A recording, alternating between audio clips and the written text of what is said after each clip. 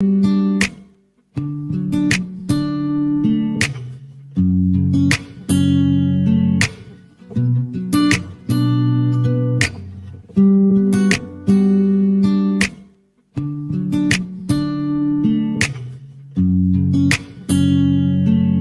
le parece si me acompañan esta tarde para que podamos continuar con nuestro estudio de las Escrituras? Ese estudio sistemático en el cual estamos tomando principios para que la vida de Cristo sea formada en nosotros, a través del conocimiento de las cosas que Él nos ha legado, a través de todas las experiencias que están plasmadas, ¿verdad?, en el Evangelio, en este caso de Mateo. Como decíamos, pudo haber sido Juan, Marcos, Dios nos trajo a Mateo y pues vamos a continuar. Y en el libro de Mateo, en el Evangelio de Mateo, en el capítulo 15, el versículo 21, hoy vamos a tocar el tema que yo he titulado Una gran fe. Una gran fe. Ese es el título que hemos puesto hoy a esta enseñanza, Una gran fe. Y dice el Evangelio de Mateo en el capítulo 15, versículo 21 en adelante. Saliendo Jesús de ahí, se fue a la región de Tiro y de Sidón. Entonces una mujer cananea que había salido a aquella región comenzó a gritar, a decirle: Señor, hijo de David, ten misericordia de mí. Mi hija es gravemente atormentada por un demonio. Pero Jesús no le respondió palabra. Entonces, acercándose sus discípulos, le rogaron diciendo: despídela, pues viene gritando detrás de nosotros. Él respondiendo dijo: no soy enviado sino a las ovejas perdidas de la casa de Israel. Entonces ella vino y se postró ante él, diciendo: Señor, socórreme. Respondiendo él, dijo: no está bien tomar el pan de los hijos y echarlo a los perros. Ella dijo: sí, Señor, pero aún los perros comen de las migajas que caen de la mesa de sus amos. Entonces respondiendo Jesús dijo: mujer, grande es tu fe, hágase contigo conforme quieres. Y su hija fue sanada desde aquella hora. En contexto, mis hermanos, lo que podemos nosotros aprender de este pasaje para descubrir esta gran fe: Jesús se dirige a la tierra de Ciro y de Sidón, lejos de la jurisdicción de Herodes y de los dirigentes religiosos que ya lo tenían atosigado con sus preguntas falsas, con sus tentaciones que querían hacerlo caer a él. Estos religiosos judíos, Jesús quiso irse lejos de su falsedad y lejos de su incredulidad. Se dirigió a una tierra gentil, a la antigua Fenicia, una región que hoy es el Líbano, ubicada en la costa del mar Mediterráneo. Todo este caminar tenía como propósito instruir a sus discípulos en el ministerio apostólico, el cual ellos después desempeñarían. Jesús quería enseñarles muchas cosas. Jesús enseñaba a través de las experiencias. Y así es como Jesús nos enseña, por nuestras experiencias.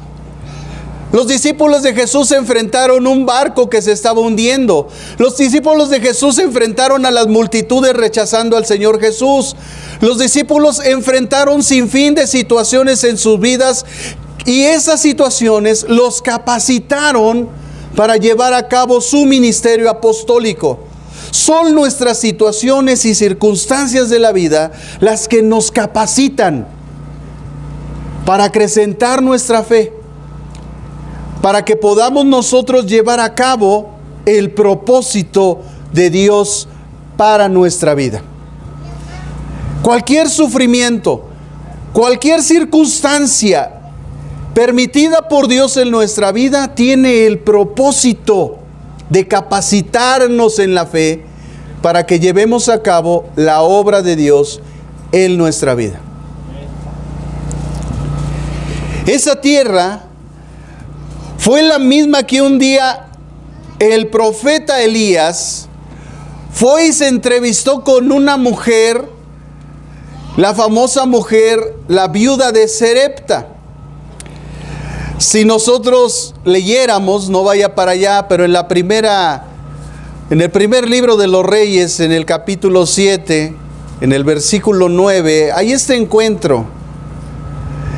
Es así como los estudiosos de la Biblia dicen que el Señor Jesús se retiró a esa misma tierra donde un día el profeta Elías se había ido, porque el profeta Elías había salido después de la persecución de esa mujer Jezabel, y él después de esa opresión, de haber estado dentro de una cueva experimentando opresiones hasta que la paz de Dios inundó su corazón, entonces él se retira a la ciudad, igual que Jesús, para descansar física y espiritualmente, de tal manera que Jesús, después de enfrentar a tanto religioso, a tanta gente incrédula, estaba cansado. Amados hermanos, cansa que la gente no quiera entender, cansa que la incredulidad de la gente no se vislumbre un céntimo de fe en su corazón, cansa. Y Jesús se fue a esa tierra. Él dijo, ahí nadie me conoce. Pero ¿cuál fue su experiencia? Que cuando llega ahí, dice que salió Jesús de ahí, se fue a esa región de Tiro y de Sidón, y se encuentra en que todo el mundo lo conocía. Su fama se había extendido sobre la tierra. Ahí se encuentra con esa mujer que dice la Biblia que estaba gritando desesperada. Bueno, hasta molestó a los discípulos. Despídela, Señor. Pero, amados hermanos, nosotros vemos un principio que Jesús nos enseñó antes. Si usted quiere ir al capítulo de Mateo capítulo 5, usted va a ver un principio que Jesús había enseñado antes, porque Jesús no enseña nada que Él no practica. Y ese es un principio para todos los líderes espirituales. No debemos de enseñar nada que nosotros no practiquemos. Y en Mateo capítulo 5, versículo 44 y 48, Jesús había puesto un principio y dijo: pero yo os digo, amad a vuestros enemigos, bendecid a los que os maldicen, haced bien a los que os odian y orad por los que os ultrajan y os persiguen. Esta mujer sirofenicia, cananea, si nosotros recordamos, los cananeos eran enemigos de Israel. Y Jesús muestra en esta mujer el principio que había enseñado en Mateo: amen a sus enemigos. Fue el amor de Jesús que lo llevó a ese lugar. Él sabía y tenía el deseo de descansar, pues él huía ya de los religiosos, del poder de Herodes que había destruido a Juan el Bautista, ese poder satánico que destruye a los siervos de Dios porque no haya cabida los principios de Dios en la vida de las personas, y como no haya cabida los quieren destruir. Ese es el espíritu de Herodes en la gente, que quieren destruir a los líderes espirituales porque no haya cabida sus principios en sus podridos corazones. Así vemos que Jesús entonces no enseña algo que Él no practicara, hermanos, como debe de ser en nosotros. No como los religiosos fariseos, que ellos dicen y no hacen. No, nosotros debemos decir porque lo practicamos. Esa es la diferencia. Así que veamos unos aspectos que yo encontré y que quiero compartirles hoy acerca de este pasaje tan importante. Aspectos importantes de una gran fe. Veamos estos aspectos importantes. El primer aspecto está en el verso 21. Dice: saliendo Jesús de ahí, se fue a la región de Tiro y de Sidón. Jesús se fue a tierras gentiles en Fenicia. al noreste de Galilea, donde se hallan las ciudades de Tiro y de Sidón. Si nosotros tuviéramos aquí un mapa, está el mar de Galilea y Tiro de Sidón está en la parte noroeste, en la parte de arriba. Ahí es la tierra de Tiro y de Sidón. Quería pasar desapercibido. Tal vez, dicen los estudiosos, para descansar, pero le fue imposible. Su fama ya se había extendido por toda la tierra. A diferencia de Elías, Elías solamente tuvo el contacto con una mujer, pero Jesús tuvo el contacto con toda la gente que ahí vivía. La fama de Jesús era mayor que la de Elías. Elías llevaba un pequeño propósito, estar con la viuda de Sarepta, hacer un milagro. Jesús llevaba grandes propósitos. Dice el versículo 22. Entonces una mujer cananea, enemiga de los israelitas, que había salido de aquella región, comenzó a gritar y a decirle: Señor, hijo de David, ten misericordia de mí, de mi hija, es gravemente atormentada por un demonio. Lo que nosotros vemos aquí, el aspecto importante que nosotros vemos es el acercamiento. Es decir, cómo el enfermo o el necesitado va al médico. Porque por allá afuera hay mucha gente que dice que el pastor no lo va a ver, pero el pastor no es un adivino. Ese espíritu hace mucho lo dejamos. El enfermo va al médico. Diga conmigo, el enfermo va al médico. ¿O está esperando que el médico adivine y vaya a su casa y sepa que está enfermo? No, ¿verdad? Ah, bueno. Y con ese aparato, hermano, usted no tiene pretexto. Usted puede mandar un mensaje, lo que sea, informando su situación, mínimo, para que estemos en oración por usted. Y segundo, si nos es posible, poder ir a visitarle. Recuerde que nuestro tiempo, amados hermanos, le pertenece al Señor. Y Él nos puede enviar o nos puede no enviar. Es cosas que la gente no entiende. No es nuestra voluntad, es la voluntad de Dios. En nuestro corazón está ahí, en nuestro corazón está el deseo. Pero a veces Dios dice: no, estoy tratando con esa persona. Porque resulta también que hay gente que lleva años en el Evangelio y no quiere crecer. Y quiere que todo el tiempo le cambie uno el pañal. Y como el niño está batido hasta acá arriba, hasta en el pelo tiene la popó. A veces es necesario que la gente caiga o el niño caiga y esperar que el niño se levante. No siempre hay que ir a levantar al chamaco. Hay que observarlo, que no corra peligro. Hay que observarlo, que no haya sufrido una lesión grave. Pero hay que dejarlo que se levante, porque eso le va a enseñar más que todos tus mimos. Son las experiencias las que dan madurez, no los mimos. Así que uno de los aspectos importantes de aquí es el acercamiento. Pero quien se acercó fue una enemiga, una mujer cananea, como lo señala Mateo. Él hace una referencia de sus antepasados que fueron enemigos de Israel, los cananeos. Todos recordamos el llamado que por primera vez fue revelado a Taré, padre de Abraham. Y después a Abraham, del cual Dios le dijo: sal de tu tierra y tu parentela al lugar que yo te mostraré. Cuando es revelado el propósito de Dios a su padre, Taré, él se infila hacia Canaán, pero en el camino se detienen.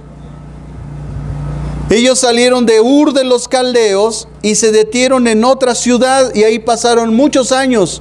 Pero como ese no era el propósito de Dios, Él quería que fueran a Canaán. Entonces le vuelve a hablar a Abraham y le dice: ve a Canaán, de donde están los cananitas, la cual posteriormente fue la tierra prometida de Israel, la tierra que conquistó Israel. Y todavía había vestigios de esos enemigos, porque Dios a través del pueblo de Israel envió juicio a muchas ciudades, a muchas culturas, y la gente piensa que Dios es malo por eso, pero esa gente llevaba años insultando, escupiendo la santidad de Dios. Y llega un momento en la vida de la gente que tiene que venir el juicio, porque no han querido obedecer a Dios, porque no han querido hacer lo correcto a los ojos de Dios. Así es que cuando Dios envía juicio a una persona es porque ya lleva tiempo que Dios le está hablando, que Dios le está diciendo que se arrepienta, que deje de hacer las cosas, y lo sigue haciendo. Entonces llega el momento del juicio. Y cuando el juicio viene, ya no hay oración, ya no hay intercesión.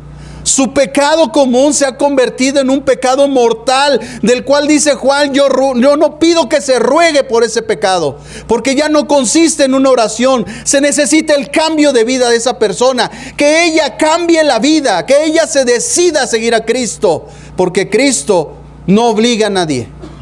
Él es un caballero. Él respeta nuestras decisiones, buenas o malas. Él bendice más las buenas, por supuesto, y muchas veces nos ayuda cuando tomamos malas decisiones. Pero esta mujer sirofenicia, que no era parte de las promesas de Israel, porque esa era la cuestión. Jesús fue enviado a las ovejas de su padre. Él estaba mostrando que el cumplimiento de las promesas se iba a llevar a cabo, que Él iba a establecer un nuevo pacto en su sangre, en su sufrimiento.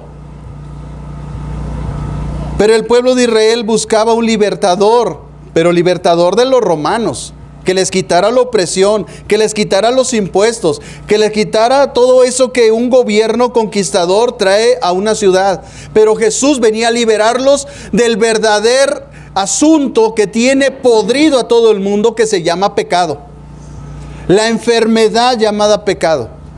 Él con sus llagas nos vino a sanar de nuestros pecados, no de todas las enfermedades, porque de otra manera entonces los cristianos nunca nos deberíamos de enfermar.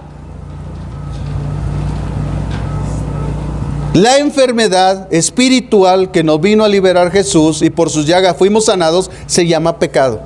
El pecado es el que nos condena eternamente. El pecado nos separa de Dios. El pecado que empezó en el Edén. El pecado que sucedió por una desobediencia. ¿Tú cuántas llevas?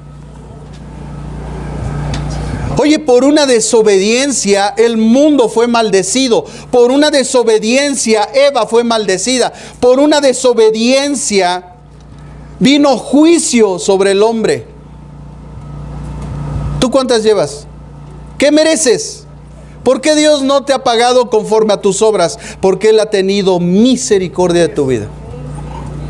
No creas que por bonito. No creas que porque no te va a pasar nada, un día te va a pasar si no te arrepientes. Esa historia está desde el Edén. Por una desobediencia y el engaño el que trajo el engaño, en este caso la serpiente también fue maldecida.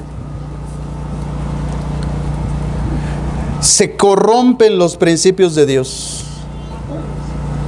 No es cualquier cosa el pecado, no lo es. Piénsalo 10,000 veces antes de caer.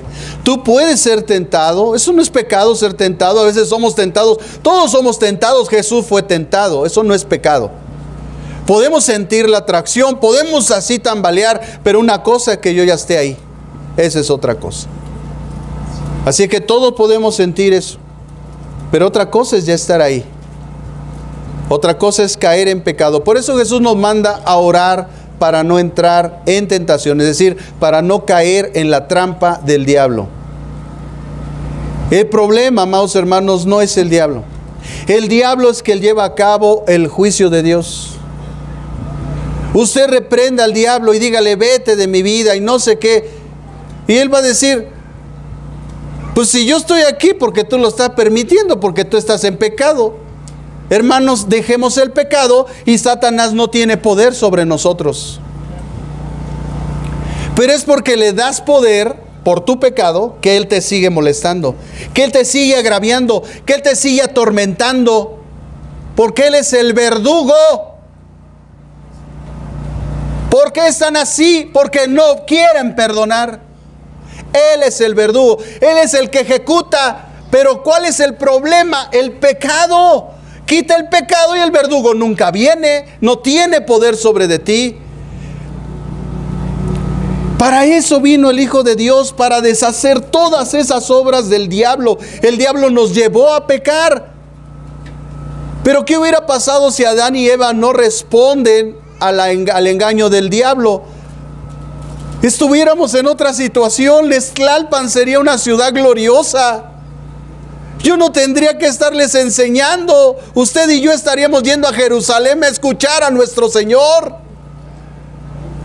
Viviríamos en un mundo de bendición, de gloria, de gracia, de misericordia, de felicidad. Pero un solo pecado contaminó todas las generaciones. Por cuanto todos pecaron, dice Romanos, están destituidos de la gloria de Dios. Pero nosotros somos justificados, es decir, perdonados gratuitamente por su gracia. Es Cristo quien trajo toda esa bendición, hermanos. Entonces aquí vemos esa palabra clave, se acercó. La pregunta es, ¿quién se acercó? No, quien se acercó fue Jesús. Él fue a esa ciudad, ¿o no fue Jesús a la ciudad? Si Jesús no hubiera ido a esa ciudad, no hubieran recibido nada. Pero Él se acercó. ¿Qué quiere decir eso, hermanos? Porque nosotros vemos muy por encima las cosas. Nosotros pensamos que las cosas ocurren porque yo estoy viniendo a la iglesia, porque yo me estoy acercando, porque yo busco a Dios. ¿Sabes qué? Estás equivocado. Es Él el que te busca. El que tiene la iniciativa es Él. Él vino a buscar y a salvar lo que se le había perdido. No eres tú, es Él. Y si no, escucha lo que dijo Pablo en el capítulo 2 de Romanos, en el versículo 11. Romanos capítulo 2, versículo 11. Escucha esto.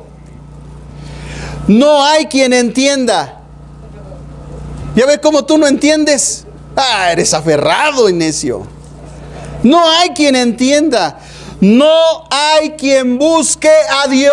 Nadie, dice, todos se desviaron. Aún así hicieron inútiles.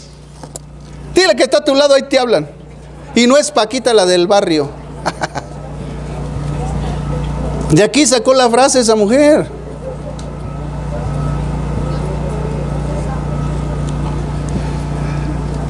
¿Se da cuenta cómo usted no está buscando de Dios? Porque esta mañana se paró temprano, vino aquí, porque Él tuvo un acercamiento con su espíritu y le puso en su corazón: ven a alabarme, ven a adorarme. Hoy es un día especial, vas a celebrar la cena del Señor. Tú no lo sabes, pero yo te envío porque quiero que estés en comunión conmigo, porque yo te quiero bendecir. Somos bien ignorantes. Es por eso que mucha gente piensa que se va de la iglesia porque ellos lo decidieron. No, es que Dios los ha abandonado. Dios los ha dejado. Él es el que nos trae. Él es también el que nos rechaza. ¿Quién habitará en tu tabernáculo? ¿Quién estará en tu monte santo? ¿El limpio de manos? Pero si allá afuera estamos hablando de la iglesia, estamos hablando del pastor, estamos echando tierra. Hermanos, llega un momento que dice Dios: no lo quiero ver aquí, no quiero más ver sus sacrificios, dice Isaías, me tienen harto. Son asesinos. No hay quien busque a Dios, no existe uno en la tierra, no hay bueno ni aún uno. Es su misericordia la que nos tiene aquí. Estamos aquí, amados hermanos, por su misericordia.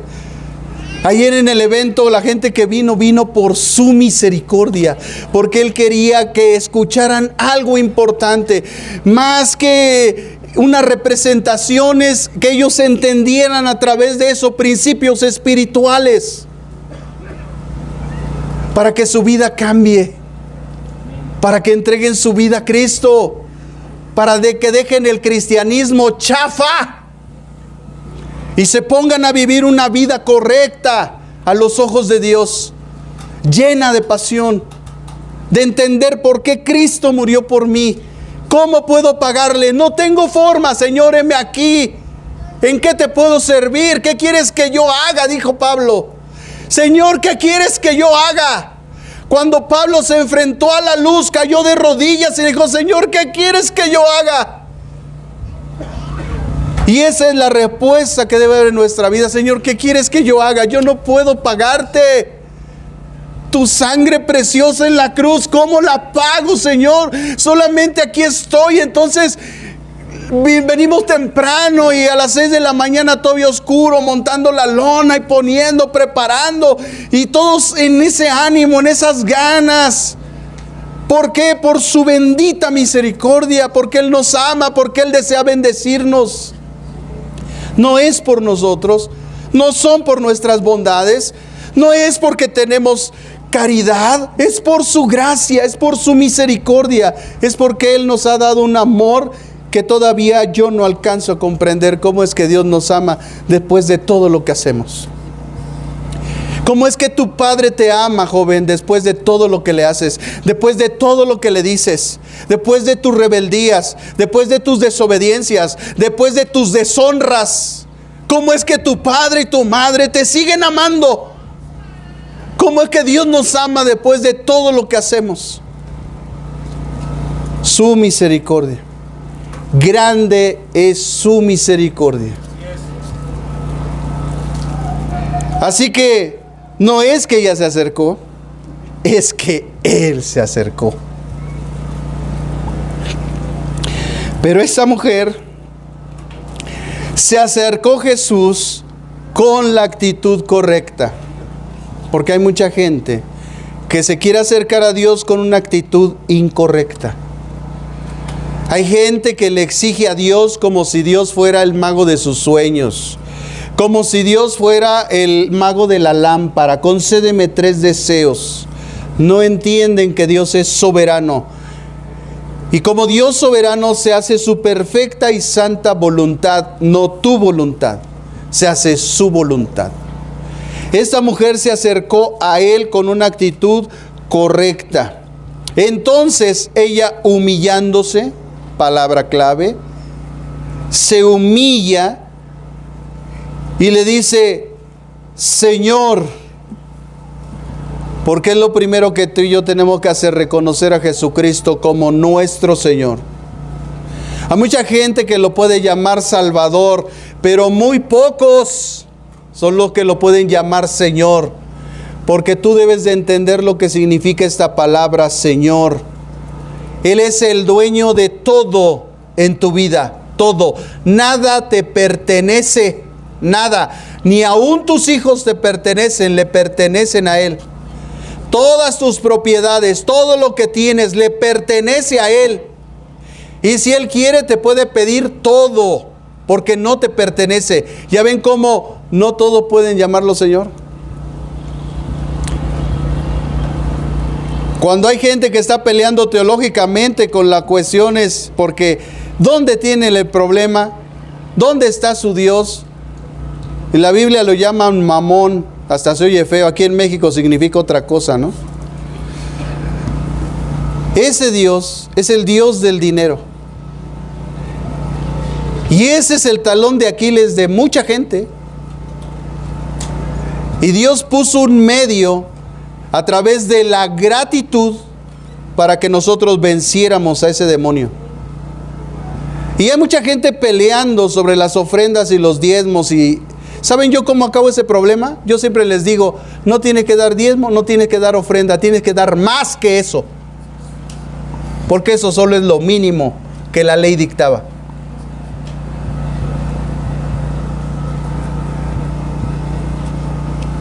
¿Cuánto amas al Señor? Así debe ser tu gratitud. Pero hay gente que ama a Dios de una forma miserable. ¿Ya ve la diferencia, hermano? Por eso el Señor dice, no quiero sus sacrificios, no quiero sus... Que cambie su corazón, porque cuando cambia el corazón, hermanos, hasta se nos hace poco lo que hacemos por el Señor. Hasta nos sentimos indignos. No hay cabida a la altivez, al orgullo, a la vanagloria. No hay cabida, porque nunca es suficiente por la sangre de Cristo. Nunca es suficiente por el sacrificio. Nunca es suficiente. Y entonces queremos dar más y más y más, porque así de grande es nuestro amor. Pero hay gente miserable, hermanos, en las iglesias. No han entendido los principios. ¿Cuánto amas a Dios? Así que sea tu gratitud. Y te lo dejo de tarea. Y olvídate de teologías. Olvídate de tonterías. ¿Cómo está tu corazón? ¿Cómo está su corazón? ¿Cuánto agradecimiento hay? ¿Cuánto amor hay a Dios? Así sea tu gratitud. Y no solamente en esa área, en todo, en el servicio, en la disposición, en las ganas de aprender, en las ganas de enseñar, en las ganas de predicar, en las ganas de no avergonzarnos del Evangelio, en las ganas de publicar en el Facebook.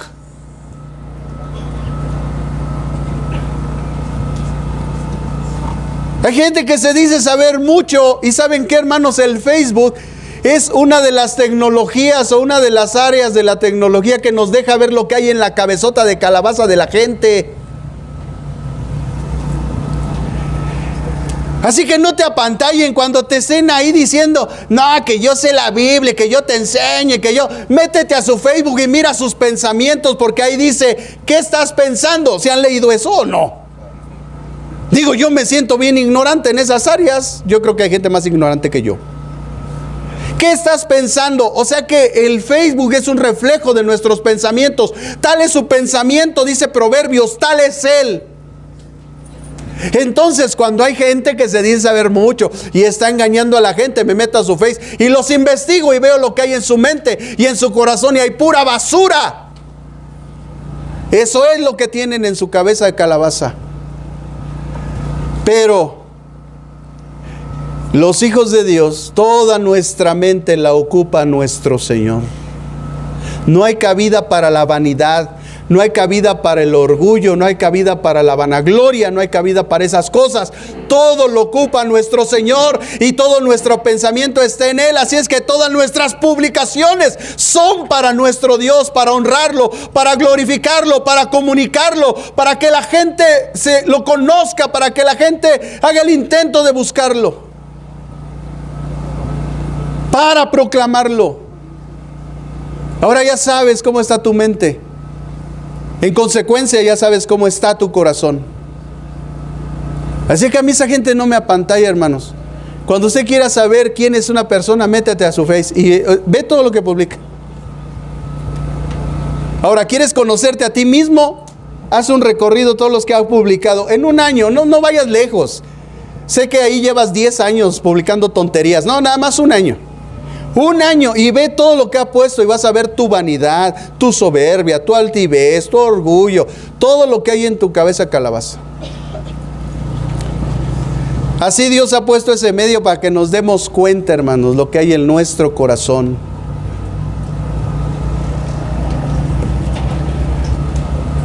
Así que, hermanos, quien realmente se acerca a nosotros es Él. Tú no tienes la capacidad. Tú no vas a buscar a Dios. La gente no busca a Dios. Todos buscan la felicidad. Nadie busca la santidad. Romanos capítulo 1 dice que fuimos llamados a la santificación. Primero llamados a ser de Cristo y después a la santificación. Tenemos dos llamados primordiales en Romanos 1. Primero a ser de Jesucristo y después a nuestra santificación. Y yo creo que con eso basta, hermano, para que nosotros entendamos. Pero esta mujer dijo una frase, hermano, que es trascendente. Porque llamar a al Señor, Señor, dice, pues, Jesús dijo, no todo el que me dice Señor, Señor, Yo quiero ver su corazón. Yo quiero ver sus motivaciones. si realmente yo soy su Señor, si hace lo que yo digo, no lo que Él dice. Porque si tú haces lo que tú dices, entonces Él no es tu Señor, estás equivocado. Está bajo la influencia del engaño del diablo, del falso religiosismo. Ella dijo después: Jesús, Hijo de David, ten misericordia de mí. Y ahí encontramos, hermanos, palabras muy claves. Aquí vemos claramente un principio. Lo que toda la gente debería pedir a Dios es misericordia. Lo que tú tienes que pedir para tu familia es misericordia. Porque sin la misericordia de Dios, ellos no van a venir a Cristo. No consiste en el que quiere, ni en el que corre, ni en el que busca, sino de aquel del que Dios tiene misericordia. ¿Por qué no vienen tus hijos? ¿Por qué no viene tu familia? Porque no has pedido misericordia. Pide misericordia para ellos y vas a ver cómo Dios va a actuar en tu oración. Usa los principios de Dios, no tus principios, no tus sentimientos, no tus gritos, no tus lloriqueos. Usa los principios de Dios. Pide misericordia por tu familia. Ella no era la enferma, era su hija. ¿Quién era la enferma? Su hija, no era ella. Ella estaba pidiendo misericordia para su hija. Chamacas endemoniadas, pide misericordia por ella. Dios no rechaza, hermanos, al que pide misericordia. Dios nunca va a rechazar al que pide misericordia. Dice: mi hija está atormentada por un demonio. ¡Wow! 3 cosas fundamentales. 1, la mujer conocía el propósito del Mesías judío.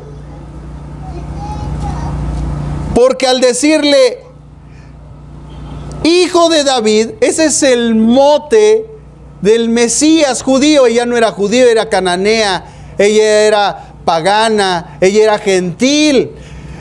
Pero fíjense cómo usó un principio judío para obtener su bendición. Hijo de David. Ese es el nombre del Mesías. Del Mesías. Por primera vez ese concepto fue expresado en Mateo capítulo 1, versículo 1. Ella tomó ese mote y lo dijo. Ella conocía el propósito del Mesías judío, porque el propósito del Mesías judío era liberar de sus enfermedades espirituales, esto es el pecado, los sufrimientos en consecuencia, las aflicciones, porque todo eso viene como consecuencia del pecado. ¿Tú quieres sufrir? Peca. ¿Quieres ser oprimido por el diablo? Peca. ¿Quieres que el juicio de Dios venga a tu vida? Peca.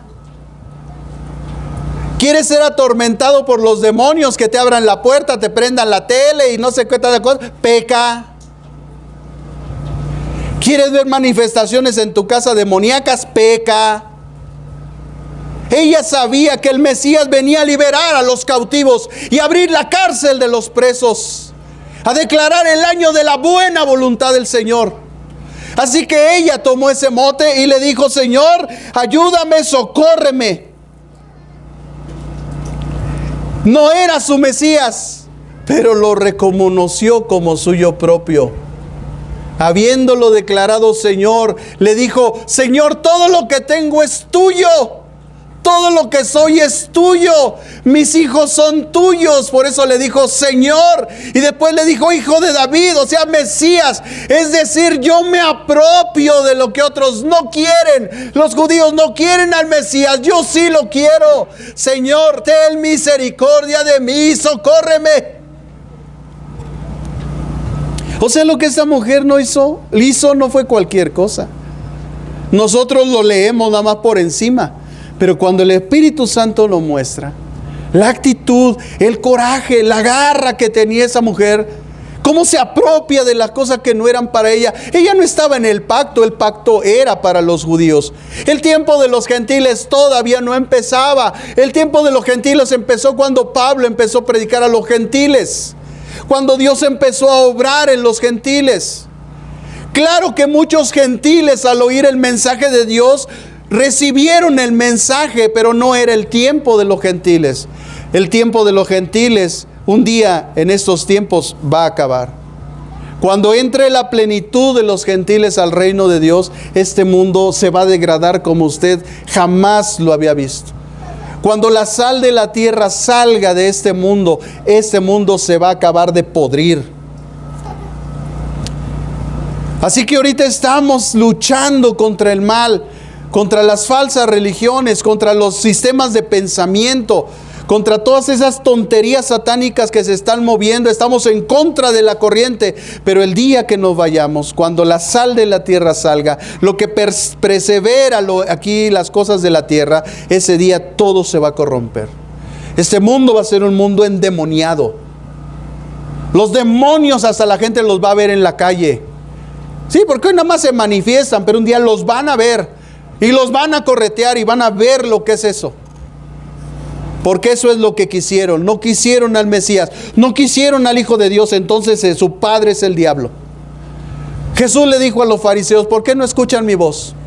¿Por qué no entienden mis palabras? Porque las obras de su padre quieren hacer, porque su padre es el diablo. Esos son los principios que nosotros deberíamos de aprender. Así que esta mujer conocía el propósito del Mesías, se apropió del Mesías y recibió su bendición. La mujer, de alguna manera, número 2, sabía que la causa del problema de su hija era un demonio. Hoy lo llaman esquizofrenia. Hoy lo llaman un problema psicológico. En la antigüedad era un demonio. ¿Cómo lo supo? Seguramente había escuchado o le habían comunicado algún mensaje de Jesús, sabiendo que la gente en la condición que estaba era por sus pecados. Amados hermanos, un cristiano verdadero, porque hay falsos. Nada más lea Romanos 8. Ahí se muestra el cristiano verdadero y el cristiano falso. Cristiano falso, el que anda en la carne. Cristiano verdadero, el que anda en el espíritu. Punto. El cristiano verdadero no puede ser poseído por el diablo. Yo no sé cómo hay tantos cristianos que quieren ser liberados a cada rato. Pues no son cristianos. El diablo no puede poseer a un hijo de Dios porque él es pertenencia de Dios. Hemos sido sellados. Somos morada de Dios en el Espíritu. Somos templo del Espíritu Santo. Dice Pablo en Romanos 8, si es que el Espíritu está en ti. Porque si no, pues sí, seguro. Oye, si tú no habitas la casa, entonces tu vecino. Si Dios no habita tu casa, seguramente es el diablo el que la habita.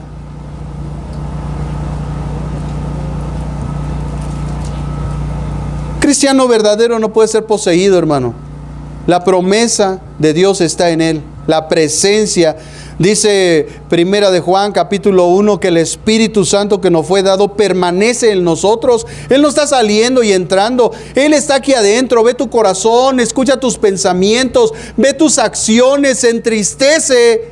Pero Él no se va, Él está aquí. Él todavía sigue hablando, Él todavía sigue llevándote al arrepentimiento, te sigue redarguyendo, te sigue diciendo arrepiéntete. Pero a veces nosotros cauterizamos esa voz, cauterizamos nuestro corazón, no queremos oír esa voz y entonces empezamos a oír las voces externas. Las externas son las del diablo. La interna es la de Dios, la que te lleva al arrepentimiento, la que te lleva a que te congratules con Dios, la que te lleva a que tú obedezcas la voz de Dios. Él nunca se aparta de nosotros. Jesús dijo: les voy a enviar otro consolador, el Espíritu de verdad, el cual el mundo no lo puede recibir. El mundo no, pero nosotros que hemos creído en Él, sí. Él está en nosotros. Diga conmigo: el Espíritu de Dios está en mí. ¿Quién es liberado? Pues quien está esclavizado. ¿Y qué es lo que nos esclaviza? Según la Biblia, es el pecado, no es el diablo, es el pecado. Y liberados del pecado, venimos a ser siervos de justicia. Por eso Jesús nos vino a liberar ¿de qué? Del pecado. El diablo es el instrumento del juicio, pero tú deja el pecado y él no tiene poder sobre de ti. Pues ¿por qué estás siendo atormentado? ¿Por qué sigues con tus tonterías? Porque no quieres dejar el pecado. Es lo que te atormenta. Viene el verdugo.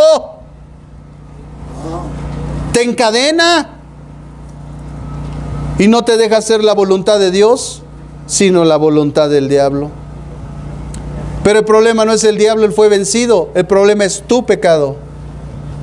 Vence el pecado. Conoceréis la verdad y la verdad os hará libres. ¿Qué nos libera? ¿Un poder espiritual? ¿La unción del pastor? No, hermanos, lo que nos libera es la verdad. Conoceréis la verdad. Mira, dice Dios a los judíos que habían creído en Él: si vosotros permanecéis en mí, entonces seréis vosotros verdaderamente mis discípulos. Entonces, al permanecer en mí y entonces ser discípulos, entonces conoceréis la verdad y la verdad os hará libres. Entonces yo, por muy ungido, superpoderoso, super saiyajin, que ore por ti, el demonio no se va a ir, porque lo que tú necesitas es permanecer en su palabra, hacerse su discípulo, para que conociendo la verdad te haga libres. Bueno, eso es lo que dice mi Biblia, no sé tu Biblia, la del mormón, que dice. Entonces, hermanos, lo que hemos escuchado son doctrinas de hombres y no de Dios. Eso no enseña Dios. Dios enseña que nosotros somos libres por su palabra, por el conocimiento de la verdad. Cuando nos disponemos a ser sus discípulos, al permanecer en Él, el conocimiento nos muestra la verdad, y entonces esa verdad, ese conocimiento de la verdad, nos hace libres. Ah, ya sé que lo que me tiene que tú me estés moliendo es mi pecado. Entonces escudriño mi corazón. Señor, ¿hay algún pecado en mi vida? Como David dijo en el Salmo 50. Y entonces, Señor, examíname. Si hay pecado en mí, límpiame, lávame. Y entonces se rompen ataduras, maldiciones y todo. Porque conocemos la verdad y la verdad nos hace libres. No es algo mágico religioso, hermanos. Esos son movimientos carismáticos que se metieron un día en la iglesia. La Biblia no enseña eso, léala, estúdiela. La mujer también sabía la fama de Jesús, que Él tenía el poder para liberar a su hija. Por supuesto, hermanos. Si tú no entiendes que Él tiene el poder, Jesús tiene el poder para liberar aún de esas opresiones que vienen como consecuencia del pecado. La mujer estaba entregando su vida a Cristo. Señor, el que estaba en la cruz le dijo: Señor, acuérdate de mí. También lo reconoció como Señor, le estaba entregando su vida a Cristo. Cuando nosotros entregamos nuestra vida a Cristo, la verdad nos hace libres. Su sangre nos limpia de todo pecado. Su sacrificio es suficiente. No tenemos que hacer nada. No son nuestros méritos, son sus méritos. Esta palabra, hijo de David o Mesías, que dijo esta mujer, solamente, hermanos, se utilizaba en los evangelios. Fue trascendente lo que la mujer dijo. No fue cualquier cosa.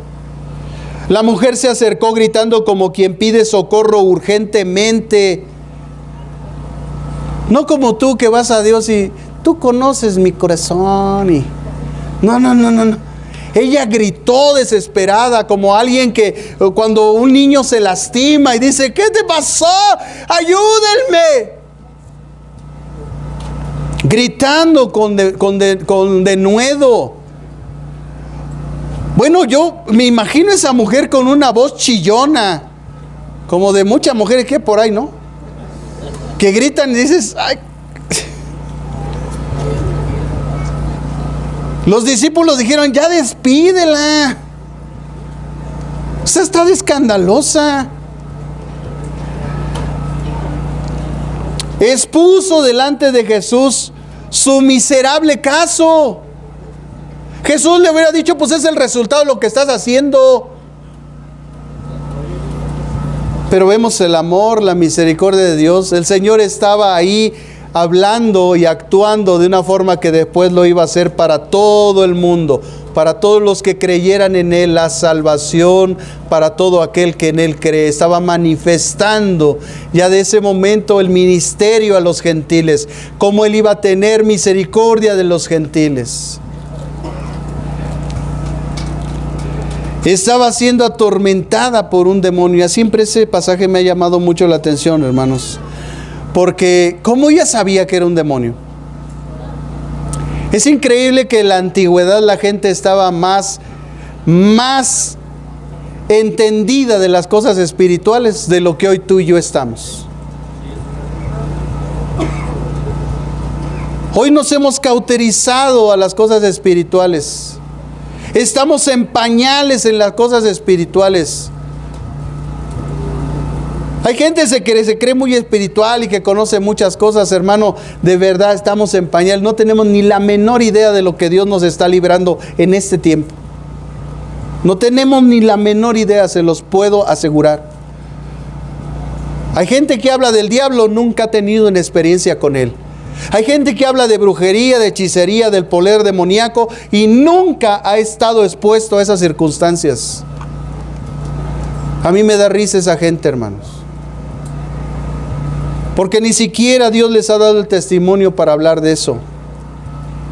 Pero ustedes deben de estar seguros que aquí al frente hay alguien que ha sido puesto a eso y que tiene toda la experiencia en eso. Yo fui sacado de ahí. Yo sé de lo que le hablo. Sí, la persona que tiene testimonio del alcohol, de la droga, pues tiene esa experiencia. Yo no la tengo, hermanos. Mi experiencia ha sido con Satanás, con sus fuerzas demoníacas. Esa es mi experiencia. Yo sé de lo que le hablo cuando le hablo de cosas espirituales en esa área, porque de ahí Dios me sacó. No está con un ignorante en esa área. Dios nos ha dado el testimonio. Dios nos ha dado la experiencia. Dios nos ha librado del mayor poder que puede haber en esta tierra, hermanos, que es la esclavitud del diablo. Y Dios tiene poder sobre toda fuerza satánica. Él vence toda fuerza demoníaca. Él rompe pactos demoníacos. Él trae libertad verdadera a los cautivos. Él es el Señor y el Dios vivo y verdadero.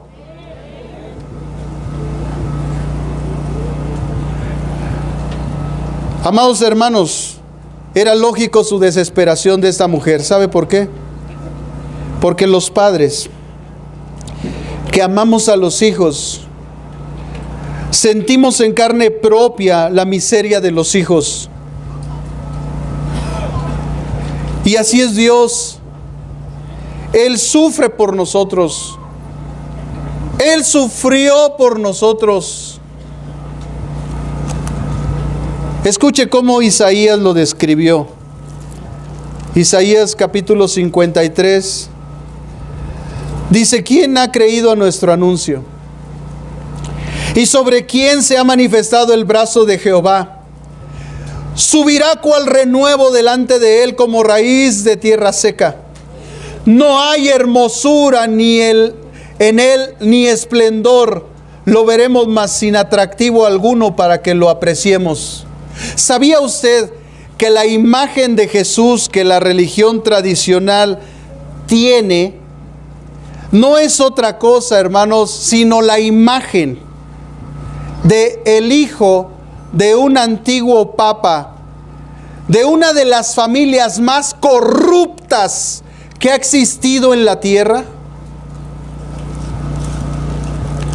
Una dinastía de papas que en la antigüedad corrompieron la religión.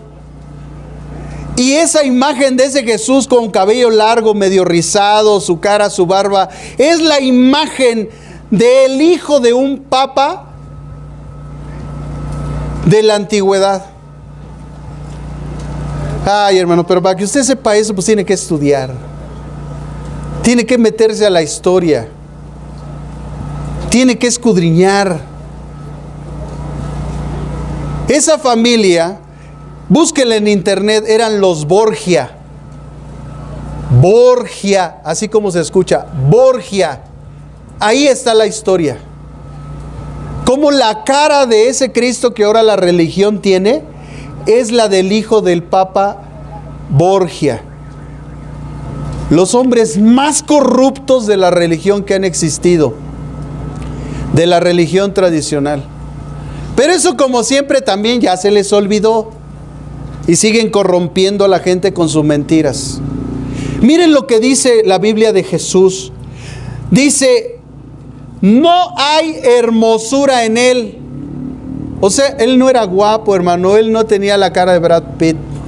Seguramente, hermano, su semblante no era, hermanos, de un hombre guapo. Era un hombre común, así como yo y como muchos. Así es que vivan los feos. No hay hermosura en él, ni esplendor. Lo veremos, claro que lo vimos, mas sin atractivo alguno, sin atractivo alguno.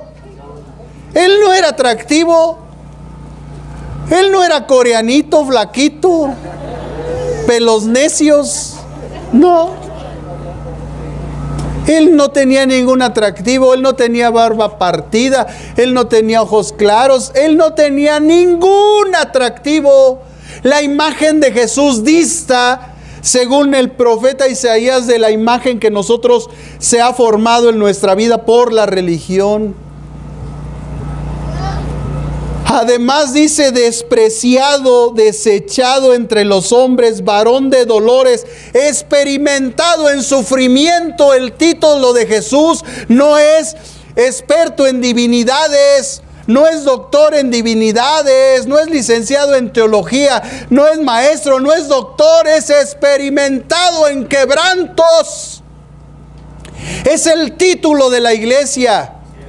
Por eso, cuando la gente se pone títulos, hermano, lo único que veo en esa gente es soberbia, altivez, orgullo y vanagloria. El título que tenemos los pastores es siervos inútiles. Yo no necesito otro título. Ese título me honra porque describe lo que realmente yo soy. Soy un inútil como ser humano, pero la presencia de Dios es la que nos da la victoria, la gloria, la gracia y la misericordia. Por Él vivimos, por Él somos y de Él somos. Por eso Pablo dijo esas palabras gloriosas: si vivimos para el Señor, vivimos, y si morimos para Él, morimos. Ya sea que vivamos o que moramos, del Señor somos.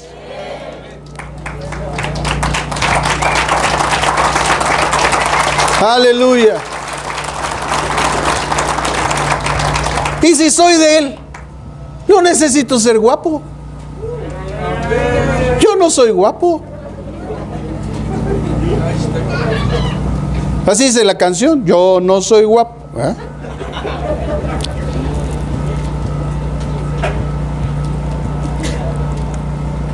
Y como que escondimos de Él el rostro, pues por supuesto, si no nada nos llamaba la atención de Él, pues todo lo desechamos, hermanos. Ciertamente, escuche, llevó nuestras enfermedades y sufrió nuestros dolores. Él sufrió por nosotros. Un padre sufriendo por sus hijos. Es lógico que la mujer cananea sufriera por su hija. Es lógico que nosotros suframos por nuestros hijos, porque vemos la miseria de sus vidas, porque no queremos que ellos sufran como nosotros hemos sufrido, porque nosotros no queremos que experimenten las cosas malas que nosotros experimentamos.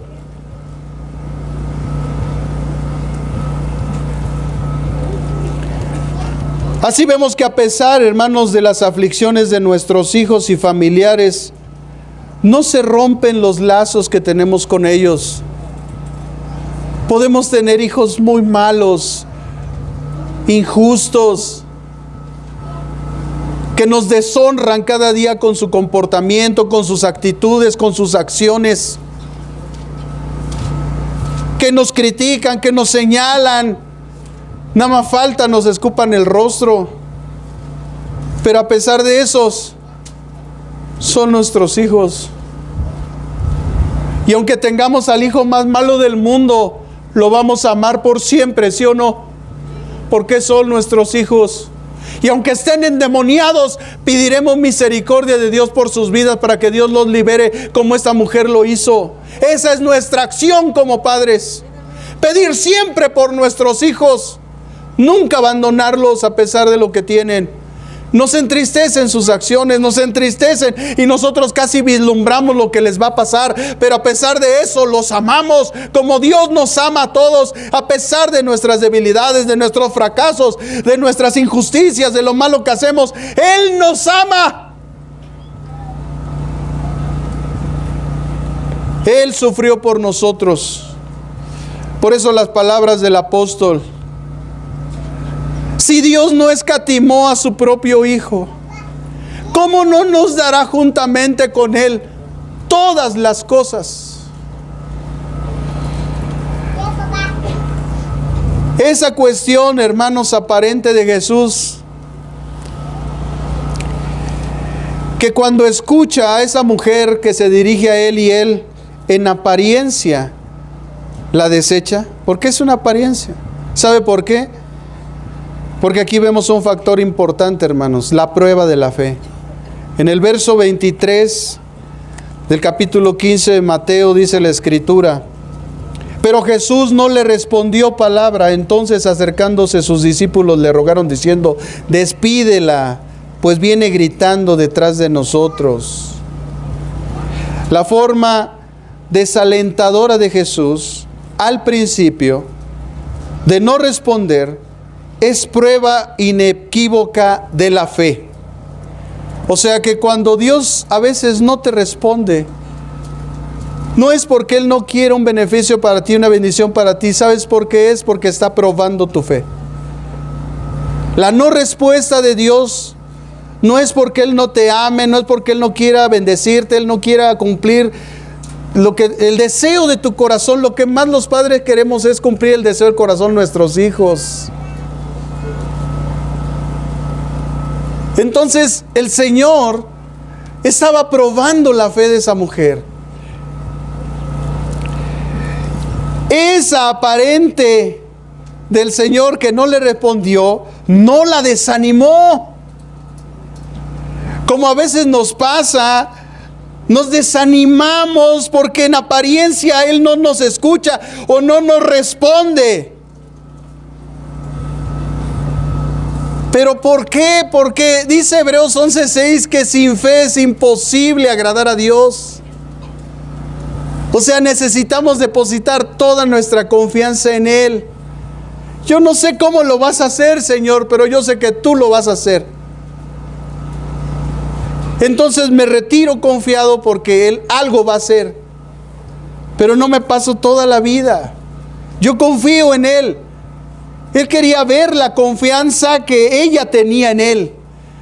Porque no todo el que le dice Señor, Señor, ni también no todo el que dice seguir al Mesías lo está siguiendo. Mucha gente lo seguía y después lo abandonó. Él quería ver la fe. La sustancia real que da vida a los seres humanos es la fe. Es por la fe que venimos a salvación. Es por la fe que conquistamos. Es por la fe que estaremos un día en su presencia. Jesús se portó aparentemente indiferente. Pero ¿qué es lo importante, hermanos? Jesús no la apartó de su presencia, no la despidió. Los discípulos incluso le aconsejaron: ya despídela. Y Jesús no la apartó de su presencia, como diciendo él interiormente: déjenla, quiero ver hasta dónde llega esta mujer. Y además les quiero enseñar a ustedes. Y además de todo eso, que quede plasmado en toda la historia la fe grande de esta mujer.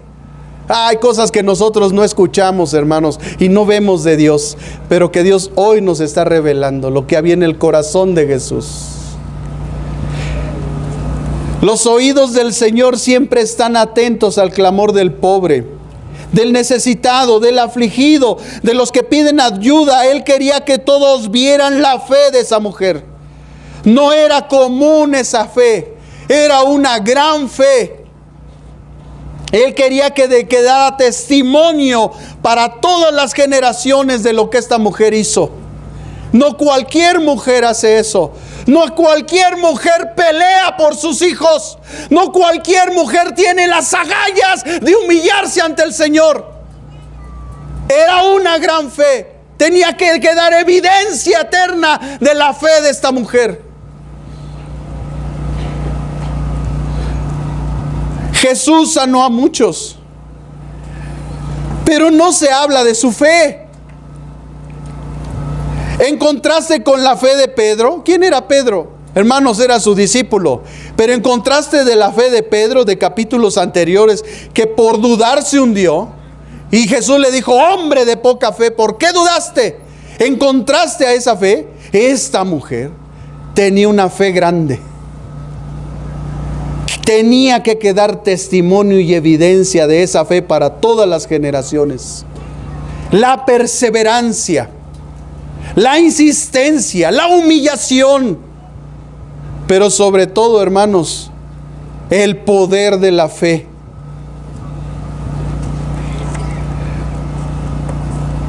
Esta mujer sirofenicia y gentil mereció por Jesús la mención honorífica. Mujer, tú tienes una gran fe. Mención honorífica. Así me quedé un día, hermanos, en la escuela, en la carrera de solamente 3 décimas de punto para recibir una mención honorífica. Por lo que había yo aprendido en la carrera. ¿Y sabe por qué? Por un maestro gandaya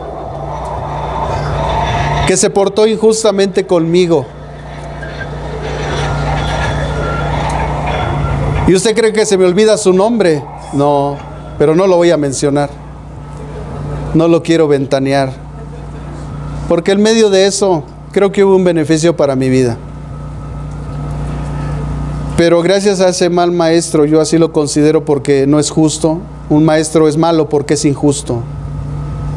Porque había gente que no tenía ni conocimiento. Yo no sé ni por qué pasó de año, pero estaba ahí. Y ellos sacaron mayor calificación de que yo, cuando yo era una persona que yo siempre me he esforzado, hermanos, en todo lo que he hecho. Entonces me hizo injusto. Y por 3 milésimas de punto, hermano, yo no puedo tener una mención honorífica en la escuela. Y me dolió mi corazón por eso. Pero ¿cuántos saben que Dios es justo? Y Dios, por otro lado, nos suple con capacidades y bendiciones. Así que ella recibió la mención honorífica de Jesús. Una gran fe. A Pedro le dijo: hombre de poca fe. Era su discípulo. Oye, y viene una mujer extraña, cananea, enemiga del pueblo de Israel, gentil, que no merece, y resulta que ella tiene más fe que Pedro hoy. Oye eso, hermano. Por eso estás como estás a veces, Pedrito. Fue tan fuerte, hermanos, e impactante, que hasta los discípulos se ofendieron al ver la fe de esa mujer y la expresión de la fe de esa mujer, que se ofendieron. Despídela. O sea, dicen otros traductores: dile que se vaya. Otra traducción dice: Señor, atiende a esa mujer. O sea, ya estaban fastidiados de sus gritos. Diríamos aquí: aturde, fastidia, acatarra. Ponle la expresión que quieras, pero esa es la expresión de la fe, hermanos, que trastorna el mundo. Porque la gente que no tiene esa fe se ofende cuando ve una fe grande en alguien. Se hacen chiquitos porque se dan cuenta que Dios ha otorgado una fe grande Pero ¿sabe por qué la obtuvimos? Porque hemos pasado por grandes pruebas. Y la gente, ¿por qué no desarrolla esa fe? Porque en las pruebas es vencido. Porque no quiere caminar, porque no quiere avanzar, porque no quiere vencer, porque se queda destruido ahí en la prueba. Así la fe grande ofende a quienes no la tienen. Una fe grande es motivada por Dios a insistir con mayor perseverancia y persistencia. No toda oración es contestada a la primera, hermanos. El Señor desea que veamos cuán grande es nuestra fe. ¿Hasta dónde llega? Ya sé que eso quieres, pero quiero ver hasta dónde llega tu fe. A ver, ¿cuánto vas a insistir? Ya llegaste a tu límite. Eso es todo lo que tienes.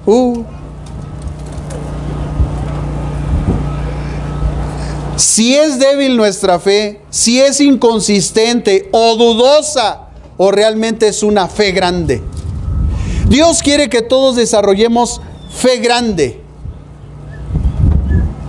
Dios perfecciona la fe, hermanos, en nosotros. Por eso le dijo en el verso 24, Él respondió y dijo: no soy enviado sino a las ovejas perdidas de la casa de Israel. Entonces ella vino y se postró ante él diciendo: Señor, socórreme. O sea, ella, a pesar, hermanos, de ese aparente rechazo de Jesús, de dejarla desarmada y sin esperanza: yo no he venido a sanarte a ti, entiéndeme. Tú no estás bajo la promesa. Yo no tengo por qué oírte. A pesar de esas palabras, dice que esta mujer le dijo: socórreme. Esa mujer, hermanos, usó su conocimiento común. No se necesitan grandes cosas para obtener algo de Dios, hermano. Usa tu sentido común. Ella le dijo: Señor, aún los perros comen de la mesa de sus amos. Eso era algo común. Cuando tú estás en un restaurante, ¿no están los perros ahí? No, cuando están las carnitas en su apogeo, están todos los perrillos ahí. A ver qué se cae de las mesas. No muchos, por su perseverancia, el que está haciendo la carnita después lo premia con un hueso con carne. Hermano, nosotros lo vemos comúnmente, pero no lo entendemos. No entendemos que la fe grande tiene una respuesta grande. Así que Dios prueba la fe de la gente. El que persevera, alcanza. Señor, yo quiero esto, pero ¿sabes qué? El que persevera, alcanza. Así es que aquí estoy. Hoy esta iglesia un día experimentó, la gente no quería oír, la gente no venía, la gente no avanzaba. Yo dije: Señor, ¿de verdad me enviaste? ¿O fueron mis sentimientos? ¿O yo soñé? ¿O qué pasó, Señor? Pero perseveré. Y la promesa de Dios poco a poco se va cumpliendo.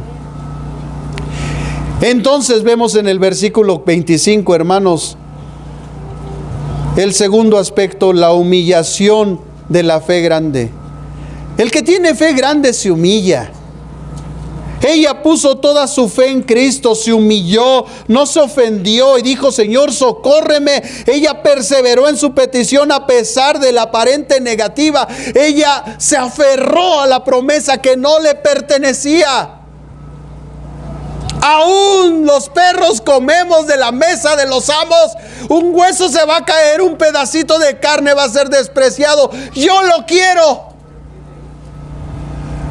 Así en la iglesia, cuando yo era todavía congregante, yo veía cómo los líderes despreciaban las coronas, cómo las tiraban como si fuera cualquier cosa. Ya no quiero. Y yo decía: Señor, si ese cuate no quiere eso, dámelo a mí. Todo lo que desprecien los demás, dámelo a mí. Oye, hermano, ¿vas a hacer eso? Ay, no, qué flojera. Entonces yo lo hago. Y yo iba y lavaba los baños. Y yo los tallaba y levantaba la basura y acomodaba las bancas. Yo me llevaba lo que los demás despreciaban.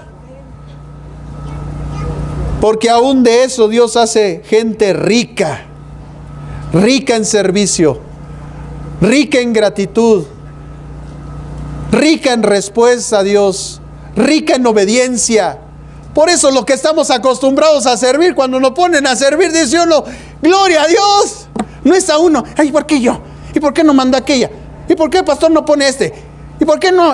No estamos así, estamos, gracias Señor, gracias. Aquí te sirvo, aquí te honro, aquí es un buen momento para servirte.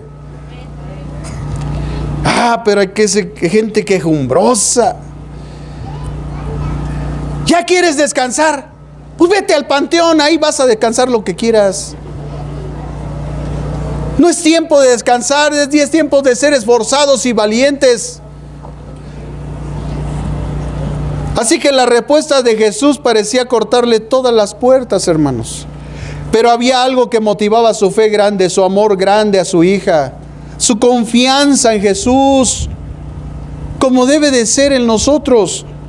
Si esa mujer no hubiera tenido una fe grande, la hubiera llevado a la desesperación. Como pasa a veces en nosotros cuando nuestra fe es muy débil, nos desesperamos, nos afligimos, nos angustiamos. Dios quiere una fe grande en nosotros, porque todavía la prueba de pruebas no ha venido sobre la iglesia. Aunque el examen ya está puesto en la mesa y muchos reprobamos. Pero ¿qué tal del siguiente examen que viene para la iglesia? Yo ya lo estoy esperando, hermano, y me estoy preparando para él. Aún para el examen de mi vida, porque he tenido gente que me ha dejado ejemplo de vida, y a pesar de sus circunstancias se han portado con una valentía extraordinaria. Una de ellas mi madre, otro mi hermano, que a pesar de las pruebas que Dios les puso, con valor la enfrentaron, con sagacidad, con esperanza. Yo no sé si yo puedo estar en esa condición, les soy sincero. Yo no sé si en el momento tenga yo las agallas de soportar la prueba, pero oro cada día para estar fortalecido y llegado el momento pueda decir, Señor, aquí estoy. Y entonces escuchar las palabras inefables de mi Dios que dicen, buen siervo y fiel. En lo poco has sido fiel, en lo mucho te pondré. Entra en el gozo de tu Señor. Yo quiero oír eso.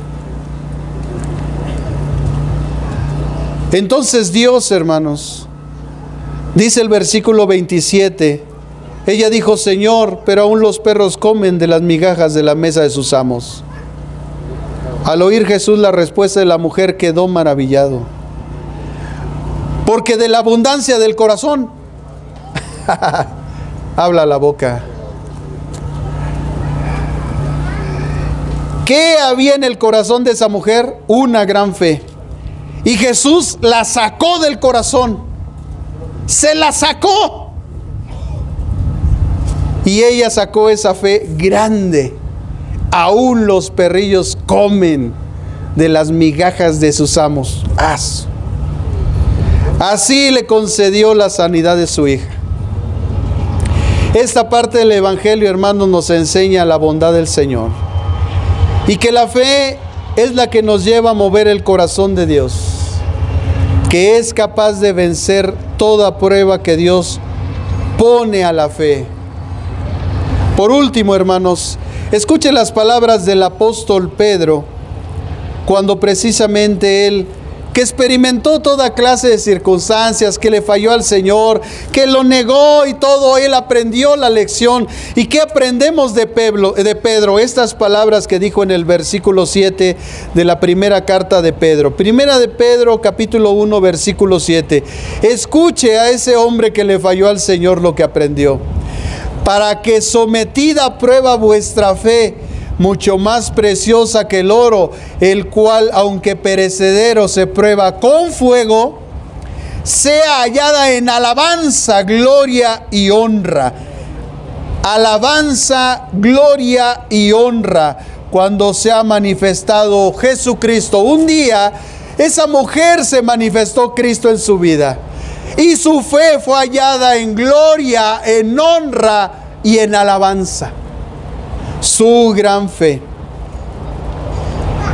Ella buscó insistentemente la respuesta de parte del Señor para su hija, que estaba siendo atormentada. Pero ella puso toda su confianza en Dios, en el Mesías, en la promesa que no le pertenecía, en las migajas que caían de la mesa. Grande fue su fe.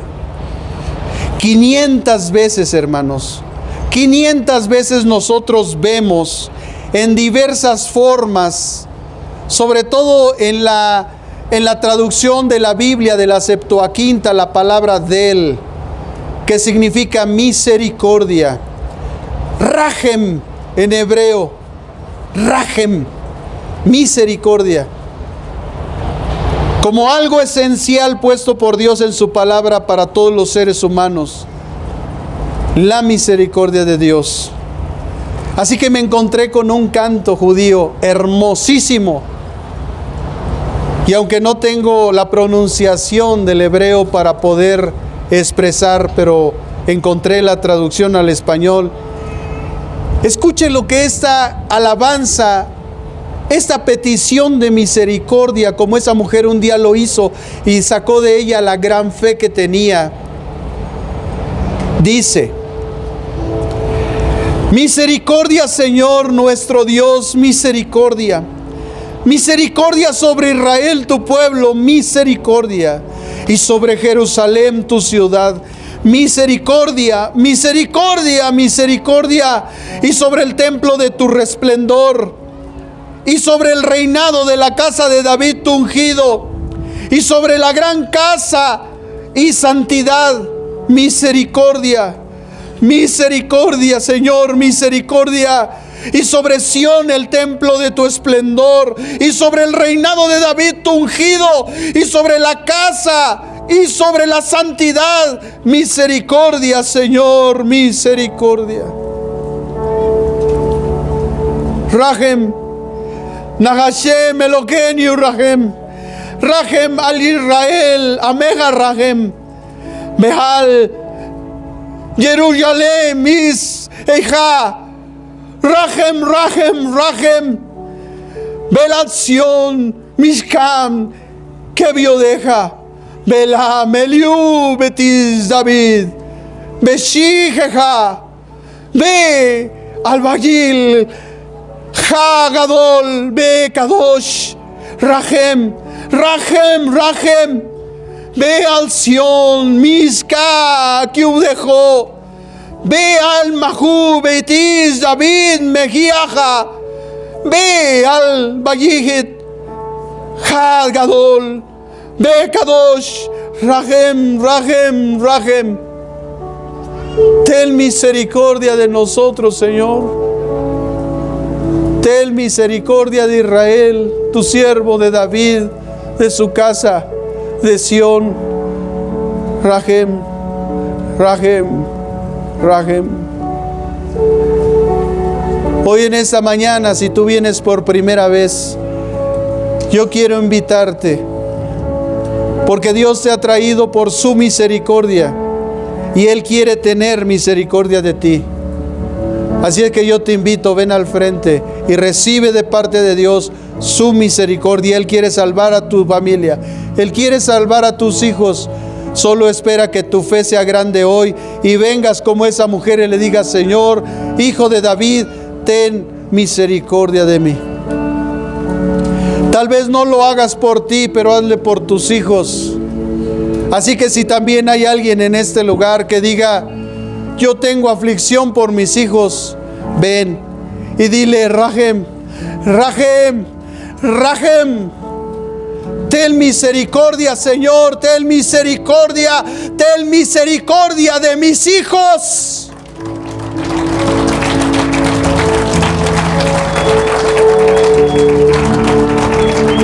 Rahem, Nahashem Eloquenu, Rahem, Rahem, ha Israel, Meja Rahem, Beal Jerusalem, Isesha, Rahem.